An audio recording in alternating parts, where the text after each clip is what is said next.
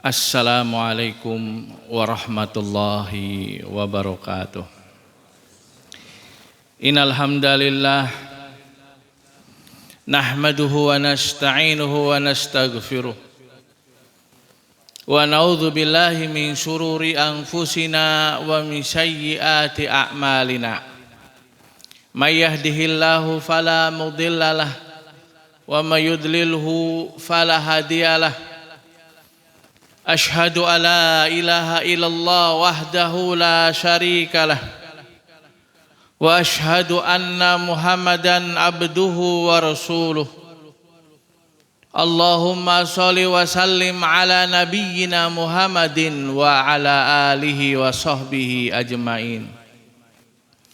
Yaqulu Allah subhanahu wa ta'ala, ya ayyuhalladzina amanu taqullaha haqqa tuqatih wa la tamutunna illa wa antum muslimun. Ya ayuhannasu taqu rabbakumul ladzi khalaqakum min nafsin wahidah wa khalaqa minha zawjaha wa basa minhuma rijalan katsiran wa nisaa wattaqullaha alladzi tasaaluna bihi wal arham innallaha kana 'alaikum raqiba.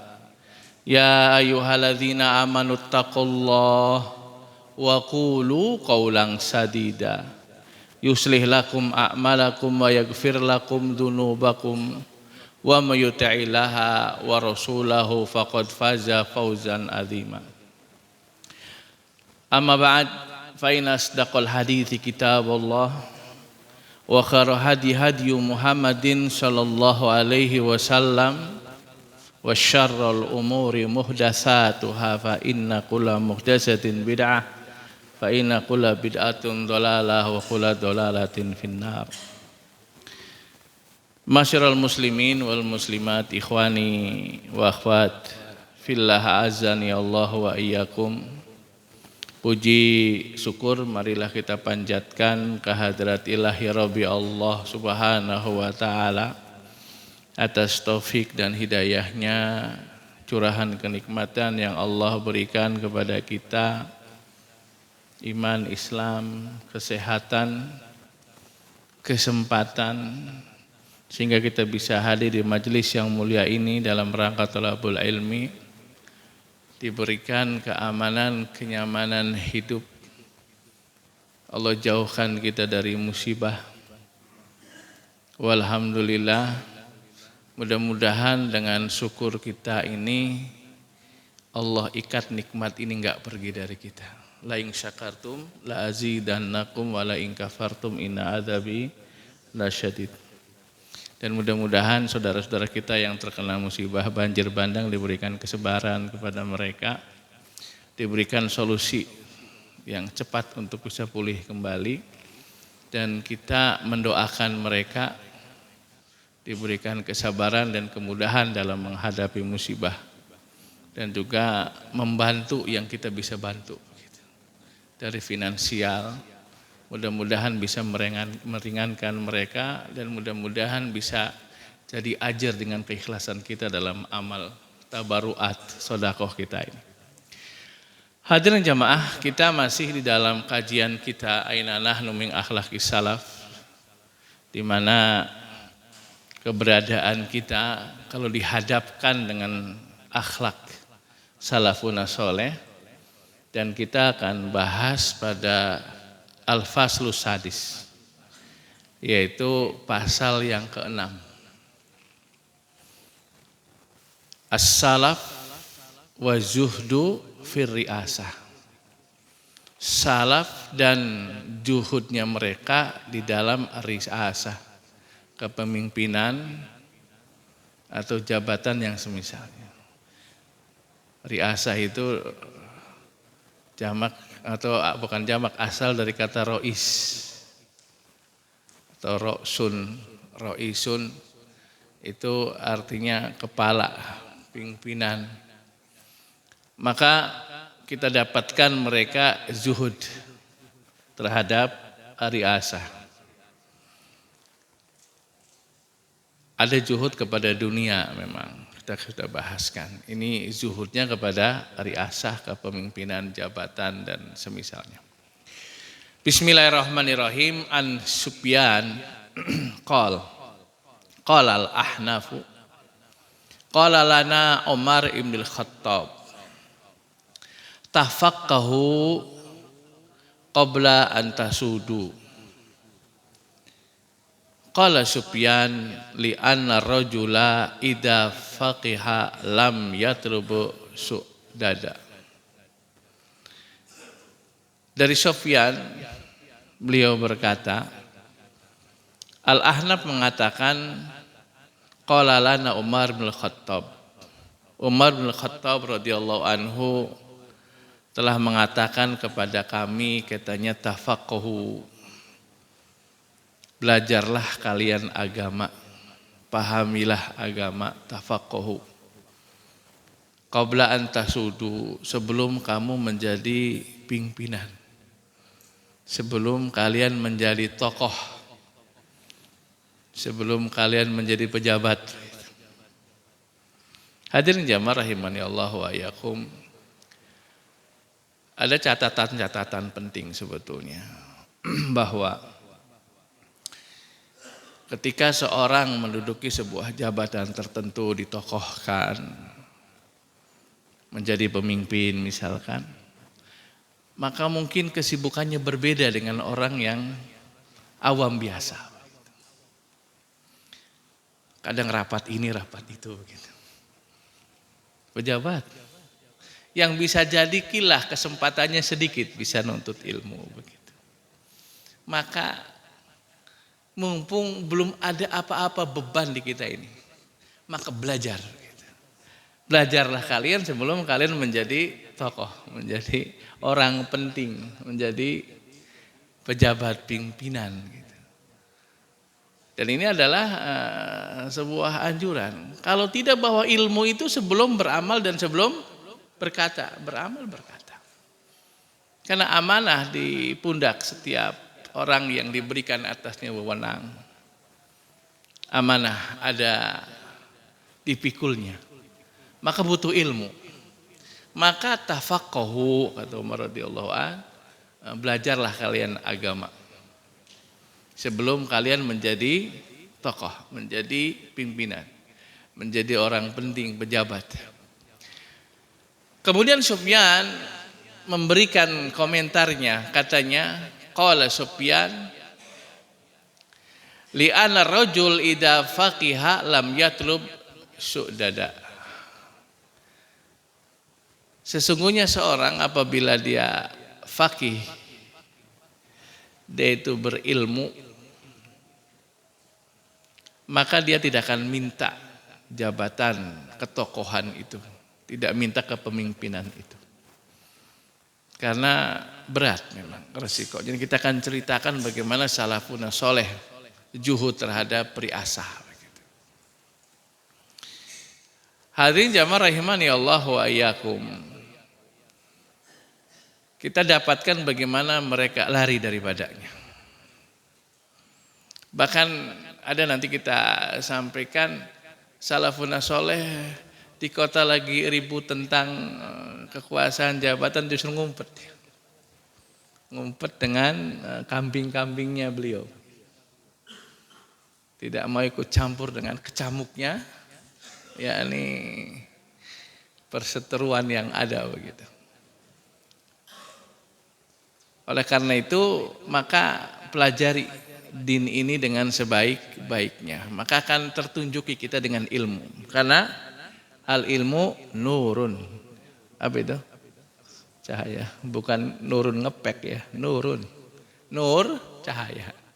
Cuma karena nakirah dikasih tanwin. Nurun. Al-ilmu nurun. Bahwa ilmu itu adalah ilmu itu cahaya. Jadi kalau ada orang di tengah kegelapan, bayangkan kalau masjid ini tahu-tahu padam listriknya. Kita butuh cahaya gitu. Butuh lilin, butuh lampu. Nanti kalau sudah gelap kemudian terang, biar gitu. Atau setelah mati sebentar hidup lagi. Maka itu sebetulnya kedudukan ilmu untuk kita bisa memotivasi diri untuk belajar. Karena ilmu itu adalah cahaya. Dan hadirin jamaah rahimani Allah wa iyyakum, bahwa tafakuh ini adalah bagian yang menjadi tertuntut untuk setiap diri untuk belajar. Belajar agama ini sehingga terterangi jalan hidup kita ini. Sehingga tahu ini jalan hak, ini jalan batil gitu. Ini lurus, ini bengkok. Gitu. Ini perintah, ini larangan. Itu karena kita berilmu. Dan perkataan yang mulia ini menjadi catatan kita bahwa banyak-banyak belajar. Sebelum kemudian kita mendapatkan pikulan yang berat dari amanah yang kita tanggung begitu. Beban-beban. Sehingga kita akan mampu untuk bisa memikulnya karena kita berilmu gitu. Sehingga tahu kalau kemudian diberikan jabatan tertentu, mas'uliyah tanggung jawab tertentu, kita bisa menunaikan amanah tersebut dengan baik. Kita takut kepada Allah begitu. Sehingga enggak mau untuk menyelewengkan walaupun 1 sen bahasanya gitu, yang bukan haknya. Tahu dia, paham dia. Itu adalah ilmu. Dan ulama itu adalah orang yang takut kepada Allah. Innama yakhshallaha min ibadihil ulama. Hanya saja yang takut kepada Allah dari hamba-hambanya itu adalah para ulama. Orang yang berilmu. Kita berharap seperti itu. Dan tentunya kalau kita ngaji ini ya untuk kita. Untuk yang mendengarkan. Dan ini sekali lagi kita ingatkan ini baru teori. Jadi kalau kita hadir di majelis ilmu ini baru teorinya. Baru ilmunya yang kita terima, kita gapai gitu. Kita cari. Tinggal nanti mampu tidak kita mengamalkannya. Maka mohon kepada Allah bantuan.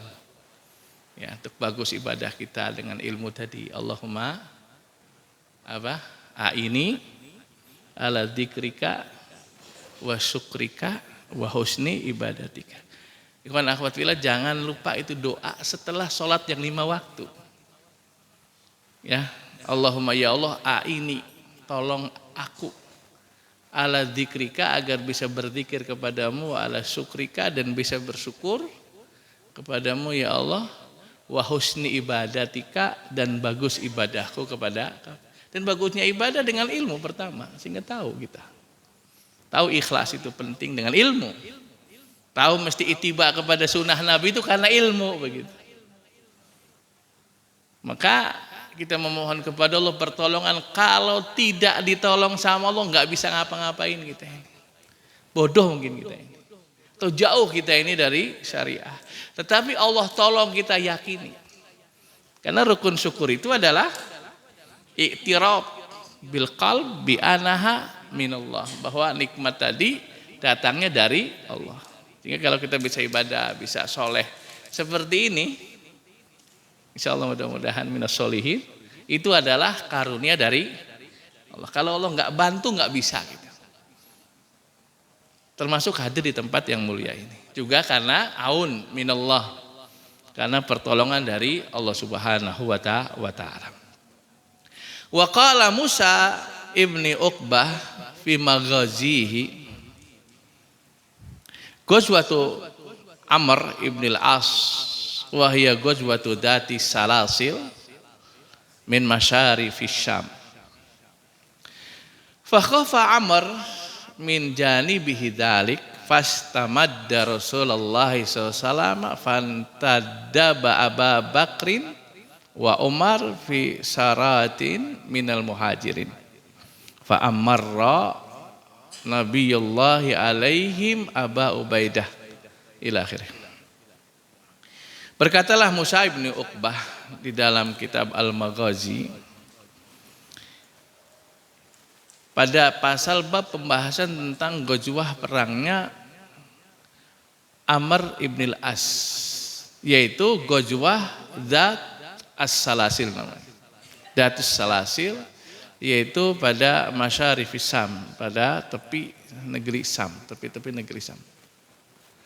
Dan bagaimana keadaannya Amr ibni As yang dia adalah komandan di dalam perang Datas Salasil, khofa, dia merasa khawatir, takut tentang keadaannya dengan pasukannya itu menghadapi musuh.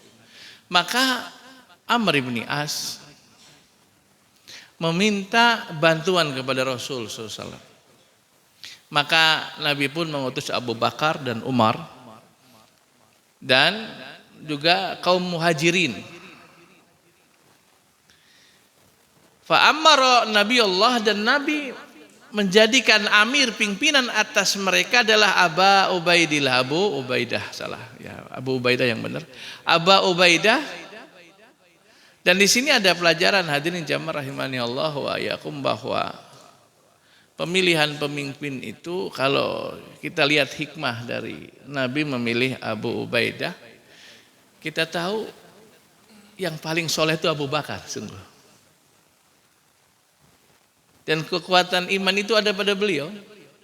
Termasuk setelahnya siapa? Umar Ibnul Khattab. Tetapi yang dijadikan Rois, komandannya, itu adalah Abu Ubaidah. Jadi di sini kita mendapatkan pelajaran bahwa pemimpin itu tidak harus yang paling soleh di sini. Betul tidak? Kalau kemudian yang paling soleh mestinya Abu Bakar yang dipimpin, yang dipilih jadi pemimpin dalam pasukan sebagai bantuan bagi Amr bin As. Tetapi yang punya kapasitas, capable di dalam bidangnya itu, yaitu apa? Peperangan. Dalam hal ini adalah Abu Ubaidah. Ini adalah pelajaran. Dan ini adalah pelajaran buat kita semuanya ketika harus memilih komandan, memilih pimpinan, maka yang paling kompeten di bidang itu, begitu. Sehingga tidak salah penempatan orang. Falama qadimu ala Amr ibni As, ketika mereka datang ke Amr bin As, artinya pasukan tadi sudah bertemu dengan pasukannya Amr ibn As. Maka Amr ibn As itu beliau mengatakan, ana amirukum, aku adalah pimpinan kalian. Itu kata Amr bin As kepada pasukan yang datang, pasukan bantuan yang datang. Kemudian faqala al-muhajirun, maka orang-orang muhajir mengatakan, yang di pasukan yang datang, yang hijrah dari Mekah ke Madinah, muhajirin yang diutus oleh Nabi Shallallahu Alaihi Wasallam yang datang, berarti di dalamnya ada Abu Bakar dan ada Umar radhiyallahu anhuma. Mereka mengatakan, bal anta amiru ashabika, bahkan kamu itu adalah pimpinan dari pasukan kamu, anak buah kamu, begitu. Jadi ini yang datang pasukan bantuan bersuka kenapa? Dia katakan wa amiruna Abu Ubaidah, sebagaimana Nabi menunjuknya Abu Ubaidah. Faqala Amr bin mengatakan, inna ma antum madadun, kalian tuh datang pasukan itu adalah pasukan bantuan yang aku telah mintanya dari Nabi Muhammad sallallahu alaihi wasallam. Falamma ra'a dzalika Abu Ubaidah ibni Jarrah, dan ketika Abu Ubaidah melihat yang demikian, Abu Ubaidah Amir bin Jarrah, bahwa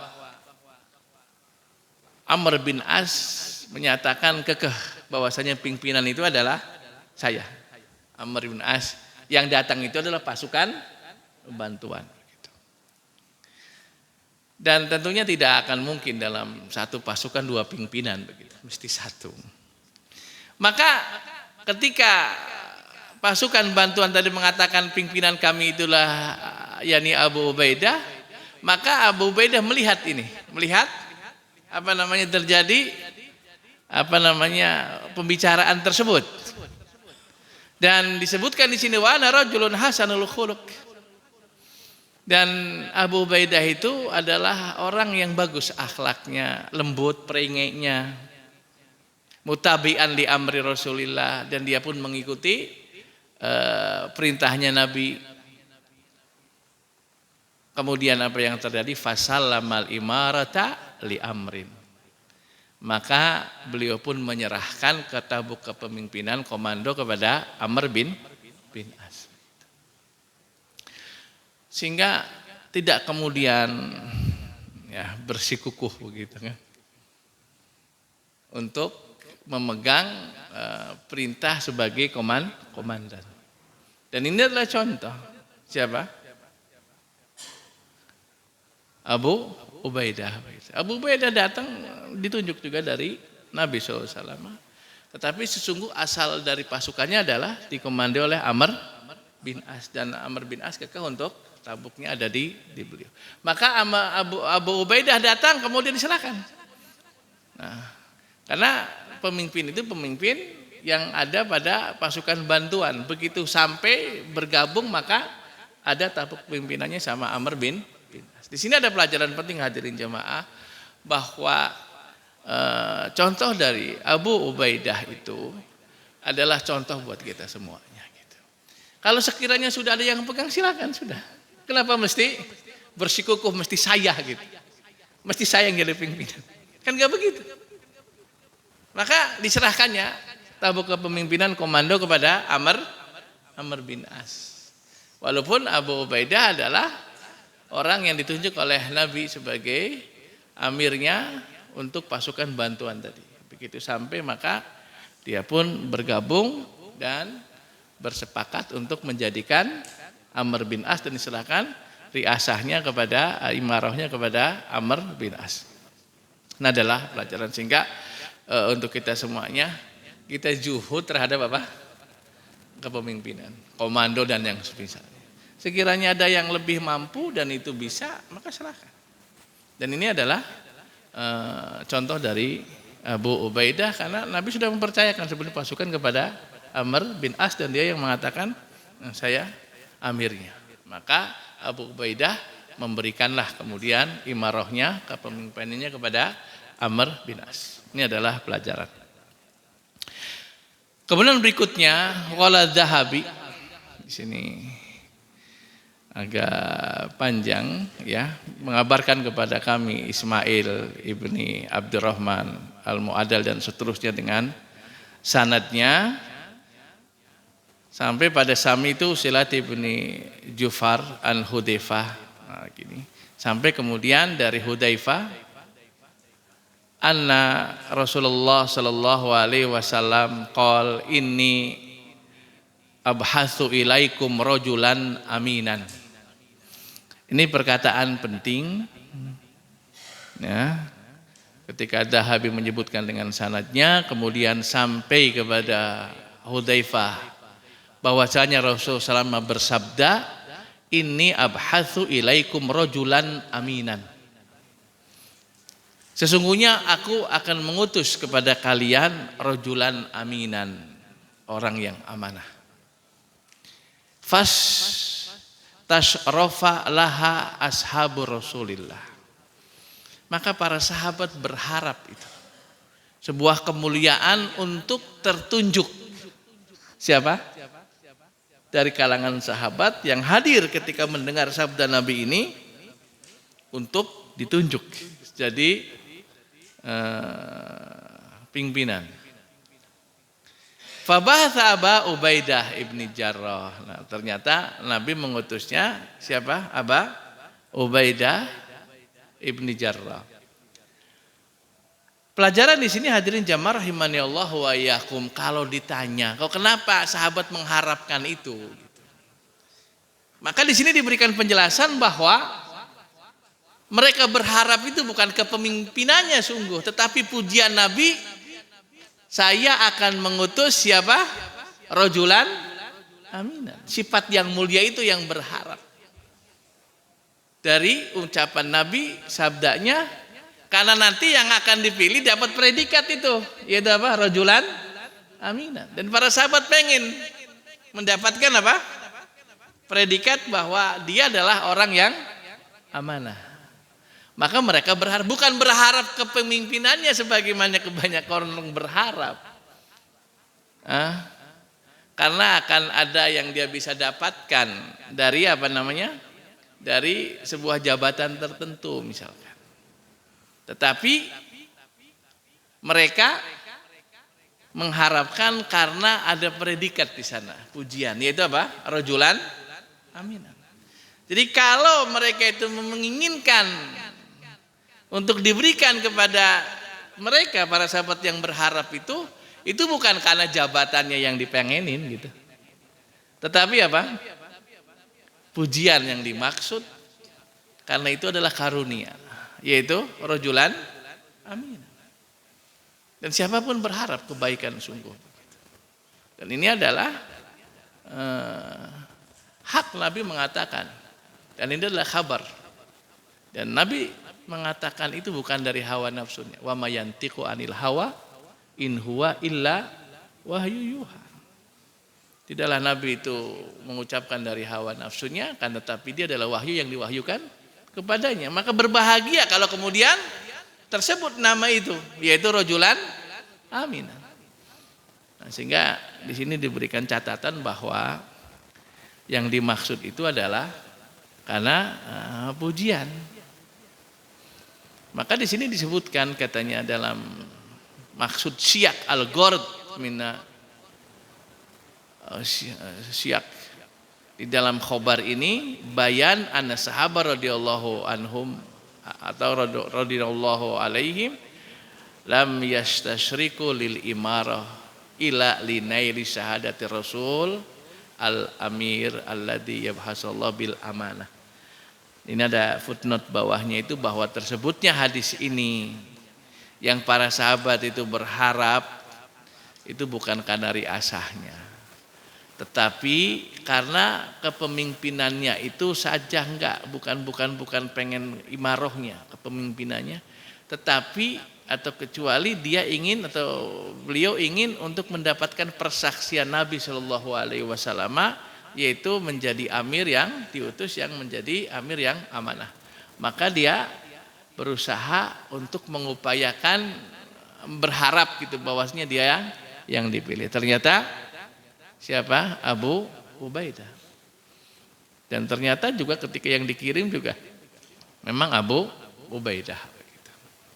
Dan itulah yang kemudian menjadi pilihan Rasul Muhammad SAW. Tapi sekali lagi ketika sahabat berharap atas apa yang disabdakan sama Nabi itu, sekali lagi bukan karena pengen riasahnya, kepemimpinannya, tetapi pengen persaksian Nabi dia akan menjadi amir yang amanah. Waqala Abu Bakrin Al-Hanafi Abdul Kabir, di dalam sanadnya ada sana Bukhair ibnu Mismar an Amir ibnu Sa'ad anna abahu Sa'dan kana fi gonamin lahu fajaha ibnuhu Umar, yaitu Umar ibnu Sa'ad. Falamma ra'ahu qala a'udzubillahi min syarri hadar raqib. Falamma intaha ilai qala ya abati aradaita antakuna a'rabiyan fi gonamik wa nasu yatanaza'una fil mulk bil madinah. Fadaraba sadra Umar faqala uskut fa in sami'tu Rasulullah sallallahu alaihi wasallam yaqul innallaha jalla wa jalla yuhibbul abdal taqi wal ghani wal khafi. Ini adalah pelajaran penting, ini ditulis di dalam kitab Syiar A'lamil Bala. Disebutkan dari Abu Bakar Al-Hanafi Abdul Kabir berbicara kepada kami Bukhair ibnu Mismar dari Amir ibnu Sa'ad, jadi anaknya Sa'ad, bahwasanya bapaknya Sa'ad kana fi gonamin lahu, beliau ada bersama kambing-kambing miliknya. Dan datang anaknya yaitu Umar ibni Sa'ad. Ketika Sa'ad melihat dia ada yang datang, maka apa yang dia katakan? A'udzubillahi min syarri hadzal raqib.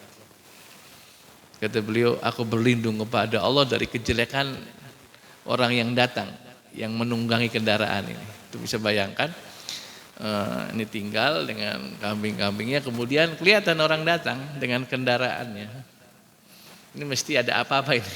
Maka dia pun berlindung kepada Allah dari syar kejelekan hadzal raqib. Barangkali orang mau jahat apa, maka dia berlindung kepada Allah. Dan kita pun dituntunkan untuk kita berlindung kepada Allah dari syarri ma khalaq, dari kejelekan apa yang Allah ciptakan. Ini keadaannya was-was ini.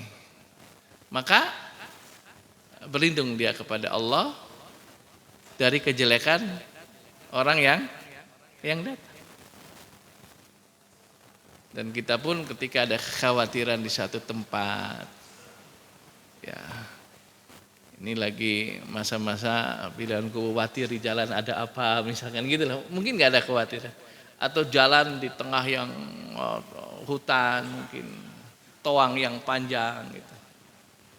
Maka berlindung kita dengan kalimat-kalimat Allah yang sempurna dari apa? Syarr ma khalaq. A'udzu bikalimatillahi tammah min syarri ma khalaq. Mudah-mudahan Allah jaga kita. Kita berlindung kepada Allah, insya Allah lindungi kita. Ya, terutama yang sering jalan malam gitu, ada tugas, mungkin dagang malam keluar, mungkin ada kepentingan tertentu, bikin safar menuntut ilmu atau ma'isyah, maka banyak minta perlindungan kepada Allah. Min syarri ma khalaq. Dan beliau juga berlindung kepada Allah dari syarr, dari kejelekan hadzal raqib, orang yang berkendaraan yang akan datang tadi. Falamma intaha ilaih, ketika intaha itu artinya habis, maksudnya ketika dia itu sudah sampai gitu. Kalau tadi kan yang berkendaraan tadi masih jauh kelihatan, kemudian sampai intaha ilaih, sampai kepadanya, faqala, dan ternyata anaknya sendiri, Umar bin Sa'ad, ya abati, wahai ayahku, katanya, aku bertanya sebetulnya kepadamu, apakah engkau ridho ini, suka dengan keadaan kamu sebagai orang A'rabi Badui gitu. Itu bahasanya A'rab itu orang yang tinggal di pegunungan gitu. Badui, jadi jauh dari hiruk pikuk kota gitu. Kamu suka ini, ridho dengan apa namanya kehidupan seperti ini, kamu jadi orang A'rabian, A'rabi figonamika dengan kambing-kambingmu. Dan manusia ya tanazauna, ya saling berlomba-lomba, sikut kanan sikut kiri dengan tanda kutip ya, berlomba-lomba apa namanya mencari al-mulk, kekuasaan bil Madinah, di Madinah. Dibayangkan keadaannya demikian. Fadaraba sadra Umar, kemudian dia pukul tuh dada anaknya, masih dipegang. Apa katanya? Faqala uskut, diam kamu. Ini abahnya dibilang kamu ridho dengan kehidupan kayak gini ini sama anak kepada ayahnya. Orang-orang lagi pada ramai tuh di Madinah. Cari apa? Jadi kekuasaan, cari jabatan gitu.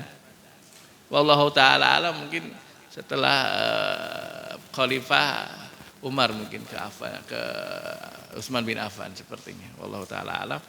Tapi intinya di sana lagi ada perseteruan pencarian kekuasaan di Madinah.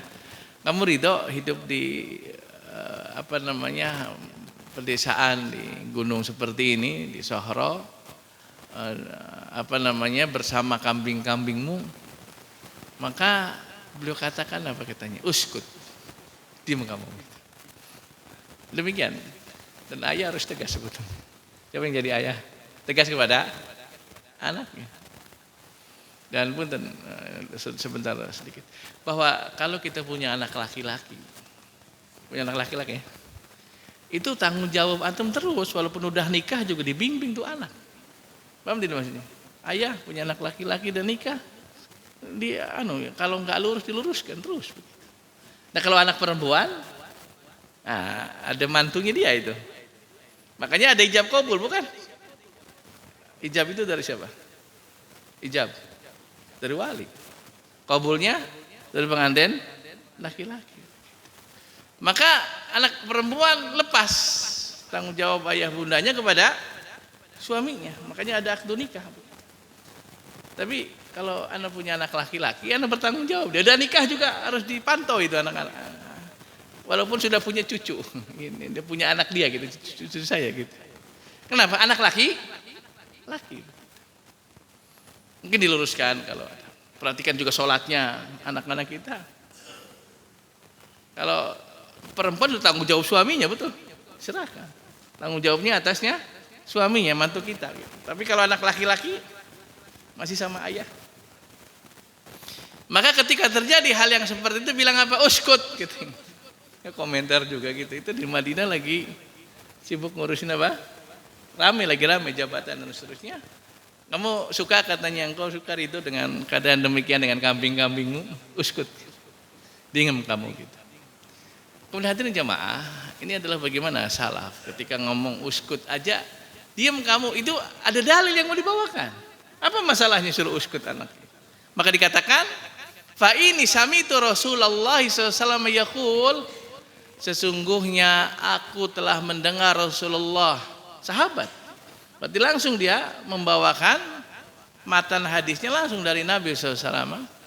Katanya innallaha, kata beliau, azza wa jalla yuhibbul abda at-taqi al-ghani wal khafi, atau al-ghaniyul khafi. Sesungguhnya Allah Subhanahu wa taala yuhibbu, mencintai. Ini hadirin jamaah sedikit penting ya, kita bagaimana kita bisa menggapai mahabbatullah begitu. Gimana caranya?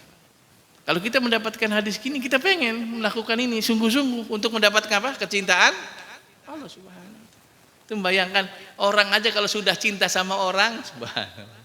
Mau apa? Kasih bukan? Apalagi ini Rabb tabaraka wa taala yang mencintai kita. Maka peka kita ini dengan nas-nas yang seperti ini.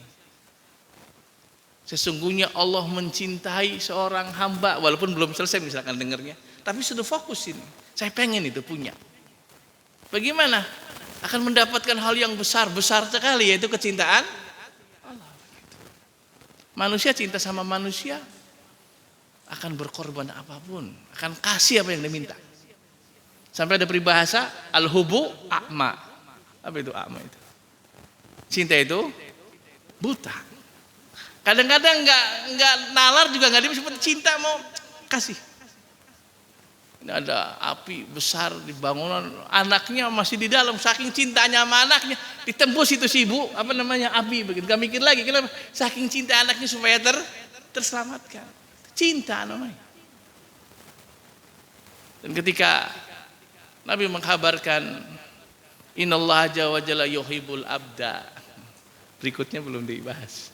Sesungguhnya Allah mencintai seorang hamba, maka kita sebagai seorang hamba perhatikan. Dan ini bekal. Tapi sekali lagi ini baru teorinya begitu. Kemudian bagaimana kita mengamalkannya? Jadi mulai dari teori, dari ilmu itu kemudian kita beramal. Yaitu at-taqiyya. Yaitu Allah mencintai hambanya yang bertakwa. Dan pembahasannya luas.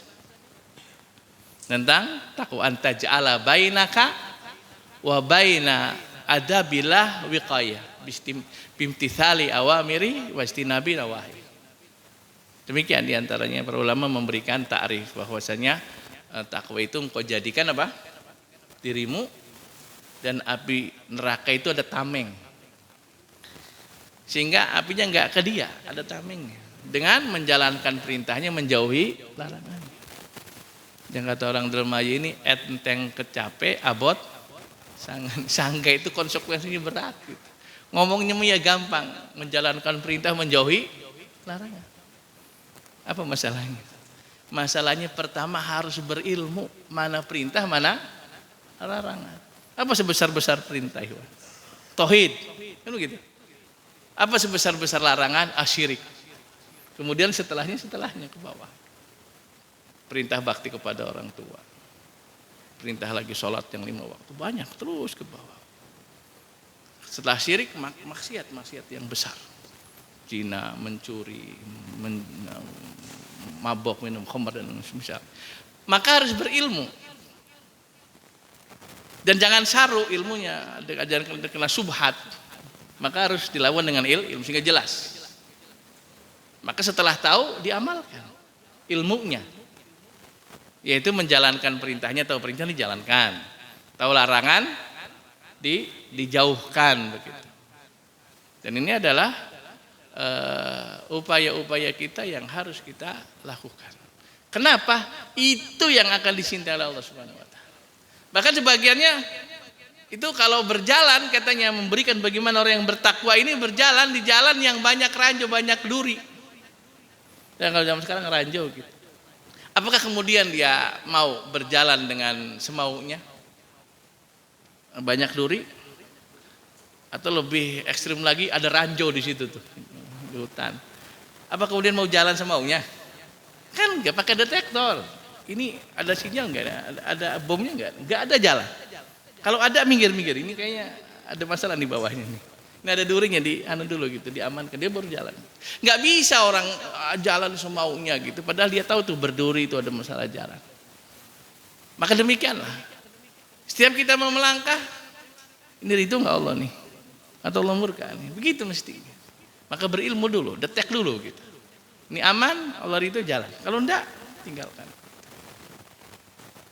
Itulah ketakwaan yang kita berharap untuk bisa memilikinya.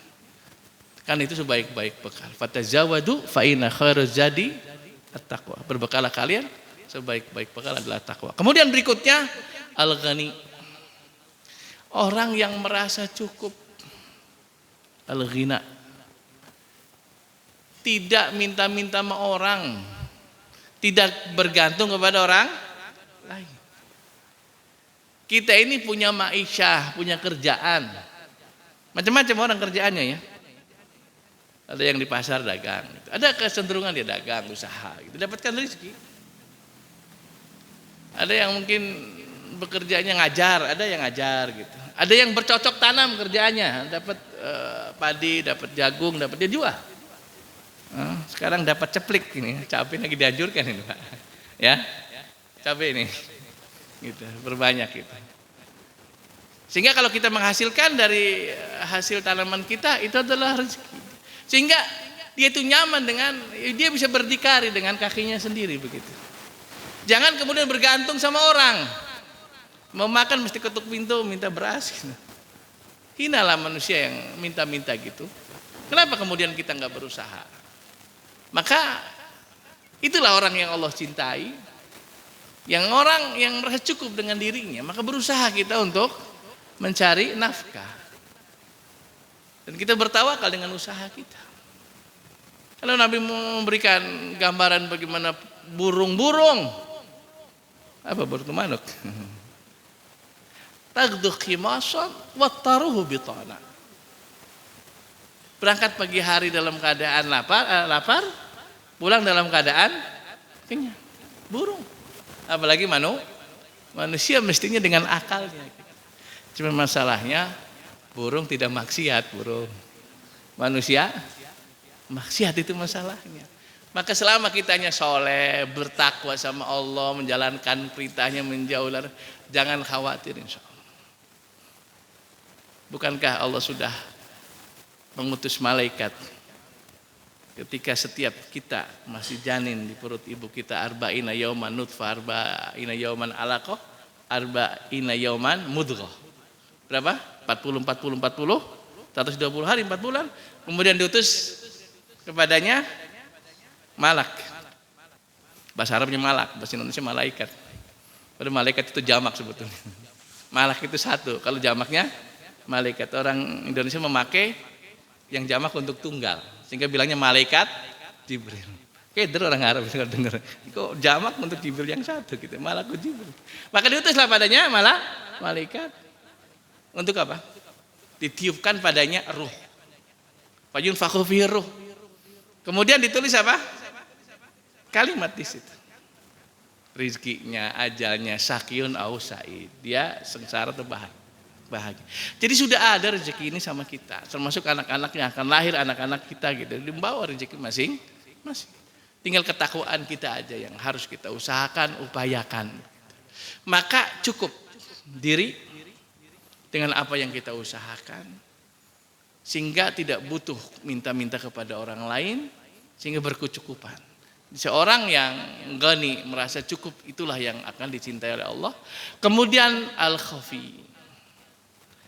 Orang yang khafi itu tersembunyi maksudnya. Tidak mau kesohor, tidak mau terkenal. Ya. Sehingga ketika melakukan amalan ngumpet gitu. Ketika memberikan sodakonya diam-diam.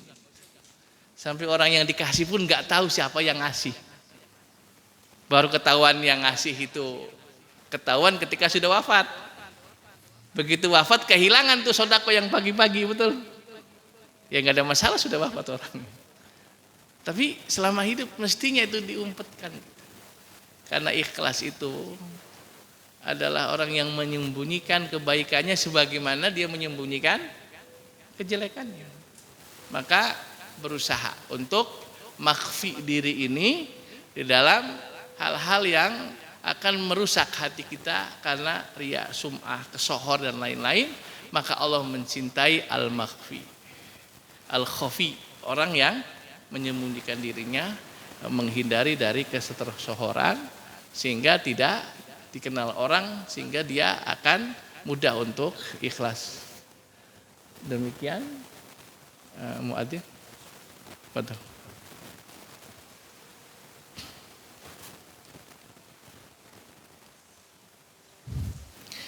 Kemudian dari Ummi Bakrin an Abi Hal Miswar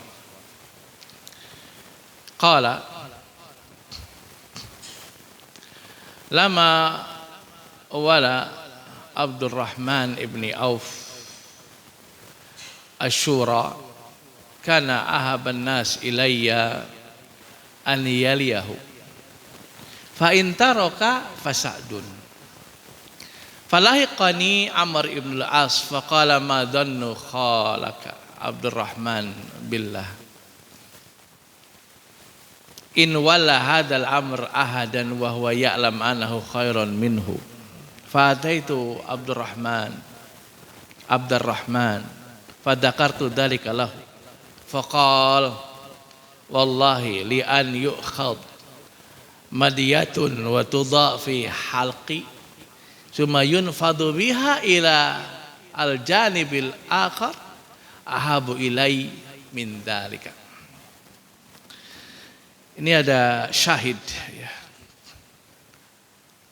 yang menjadi fokus di dalam pasal ini, bahwa dari Ummi Bakar, dari bapaknya Al-Miswar, beliau berkata ketika Abdurrahman ibni Auf mendapatkan amanah wala, menjadi pemimpin ketua Asyura, Majelis Syura, ketika pergantian antara Umar bin Khattab ke Utsman, ada majelis syura, diantaranya adalah 6 orang, termasuk yang memimpinnya adalah Abdurrahman bin Auf. Dan dikatakan sama Al-Miswar bahwa aku lebih suka cinta kalau kemudian yang menerimanya itu siapa? Abdullah bin Auf setelah Umar bin Khattab. Fa in taroka, apabila dia nggak mau meninggalkan itu, maka kepada Sa'ad, katanya Miswar. Kemudian Amr ibn As itu menyusulku, artinya bertemu denganku, kemudian mengatakan madonno khalaka Abdurrahman billah.